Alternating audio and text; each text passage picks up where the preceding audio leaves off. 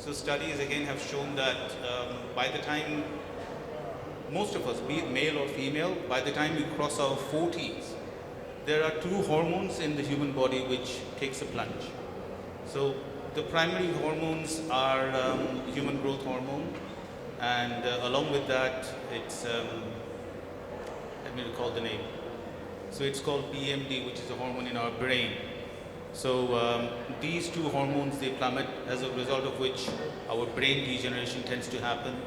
And human growth hormone, as you know, being a dietitian, that it ensures that a lot of recovery hormones are produced. For example, it's responsible for the creation of stem cells. So if your HGH levels plummet, the stem cell production is going to be significantly low. And as we all know, in this generation where a lot of stem cell research is happening, stem cell is the magical cell which will replicate and repair anything and everything in the human body. So if these two hormones go down, then it's going to be a problem. How can we prevent these from going down? Again, number one, what we eat. That's number one. And number two is strength training. So most women, the very day you cross 30, whether you like exercising or not, please start doing strength training. Because unfortunately, the Almighty has built us slightly unequal when it comes to physical traits.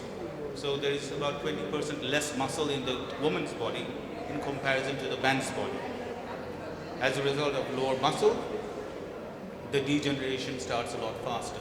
So strength training karte rahiye, maintain your muscles, and you can prevent all of these things from coming into your life rather really late. So should women start supplementing calcium also post 30? Calcium supplementation, it comes with a catch. I would rather not go into that zone because it can just drag on and it's very controversial. So what I would say, simply put, is if you're having generous amounts of dietary calcium in your life, it will keep you safe. Dietary calcium is far more absorbent. It doesn't tax your kidneys, it doesn't tax your pancreas, and it definitely doesn't lead to arteriosclerosis, where calcium deposit tends to happen in the arteries. So dahi hai, chhena hai, ghee hai, til hai, ये सारे आप लोग लेते रहिए and benefit from natural sources of calcium rather than supplementing yourself with calcium. So if not calcium, then is there any other supplement which is necessary to avoid the back pain issues or any kind of pain in body?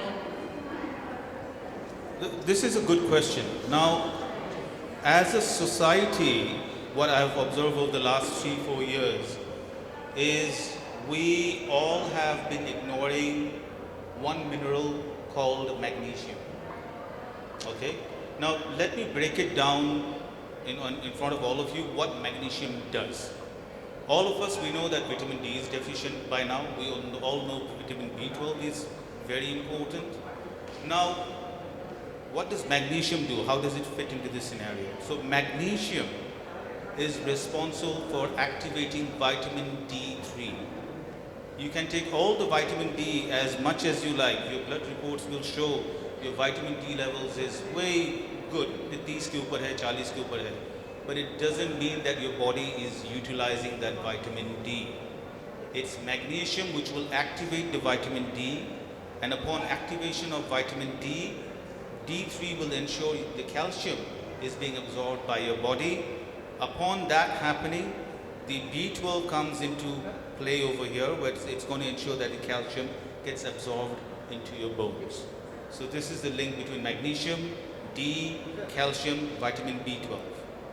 So which is why if you have magnesium in your daily diet, it will help you become stronger unknowingly. And there are also multiple benefits. You sleep better, you become happier, you don't snap at people, your bowel movements become better, your energy levels improve. What else? Yes, it also leads to better iron absorption. So if you're I mean, I've lost my hair, that's a different story, but for people who are concerned about them not losing their hair, then yes, magnesium will help you in that sense as well, because it increases your iron absorption indirectly, but it does. So, as a member and as a team, I can say that all the members here are very active. So, some of them are marathon runners, some of them are actively playing some of the other sports. But with the pain, is it okay to do a marathon or strength training or playing any kind of sport? Well, there is two kinds of pain. One is, as we would plainly put, good pain, and there is bad pain.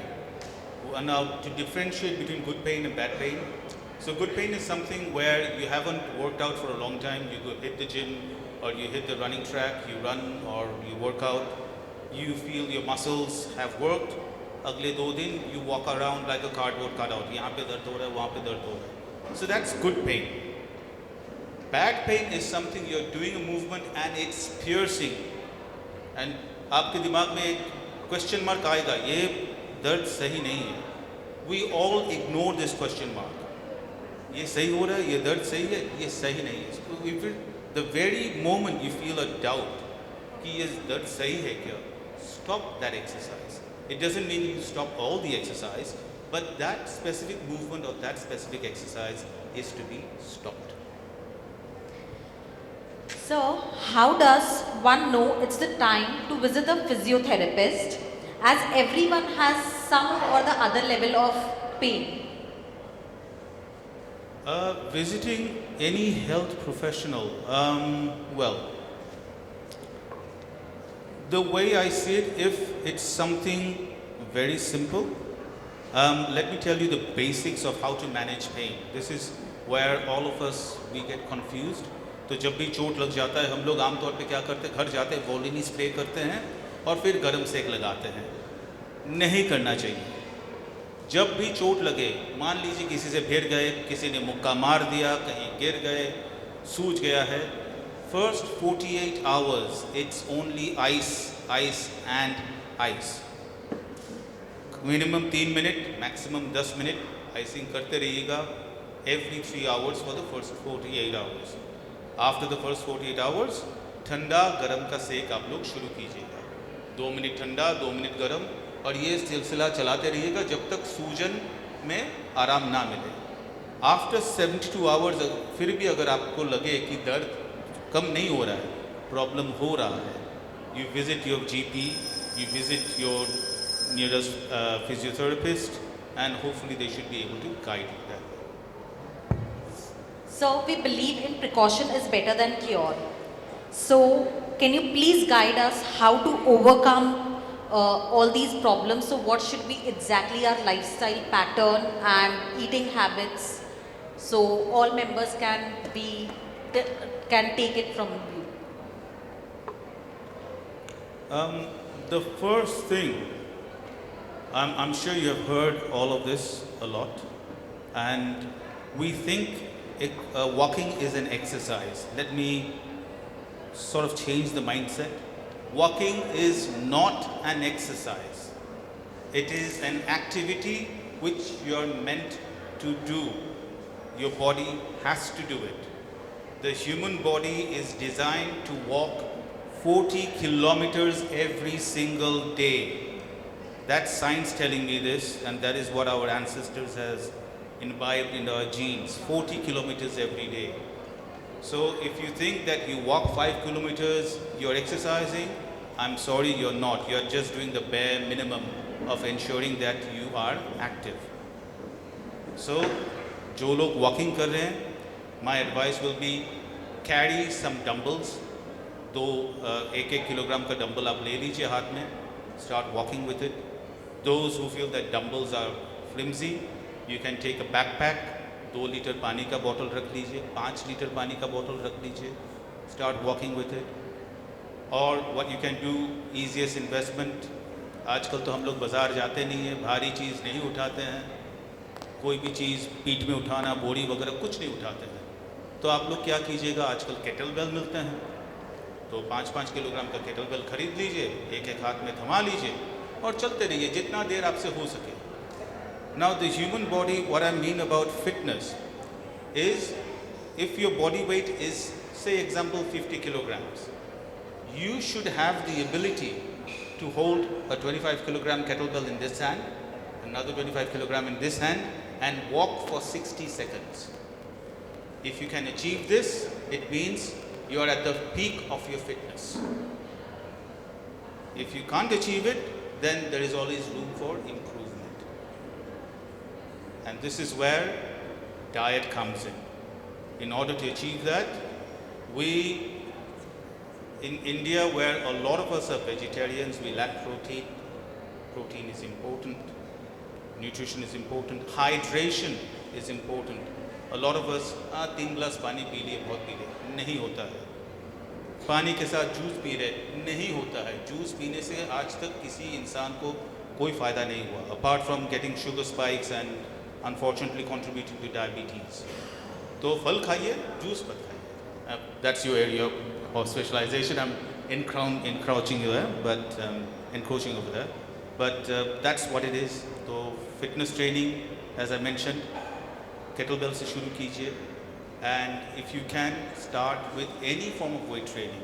If you, कई लोगों को लगता है weight training पसंद नहीं करता, अच्छा नहीं लगता. Join Pilates. Yoga is good, but I need to break a myth here. Yoga was meant to be a three-pronged affair. Okay, so yoga is a combination of mobility, flexibility, and strength. Unfortunately,